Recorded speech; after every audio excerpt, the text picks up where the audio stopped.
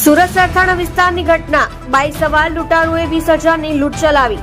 વહેલી સવારે રમકડાના વેપારીને માર મારી લૂંટી લેવાયો. રસ્તા પર 500ની 2 નોટ ફેંકી ગયા બાદ ભોળવી લૂંટ ચલાવી. Sarthana canal road Narayannagar godown ખાતે જવા પગપાળા નીકળ્યો હતો. બાઇક પર ટ્રિપલ સવારી યુવકોએ ફરિયાદીને ઉભો રે કહી પકડવાની કોશિશ કરી હતી. ફરિયાદી ભાગીને સિલ્વર બિઝનેસ હબના વોચમેન પાસે પહોંચી ગયો હતો. બાઇક પર બેસેલા 2 યુવકોએ તેના તરફ ઘસી આવી મોબાઈલની માંગ કરી હતી. ત્યારબાદ ખિસ્સા ચેક કરી ઢીક મૂકીનો માર મારી રોકડા રૂપિયા 20,000 લૂંટ ચલાવી હતી. લૂંટની ઘટના સીસીટીવીમાં કેદ થઈ છે. પોલીસે 3 ઇસમોની કરી ધરપકડ.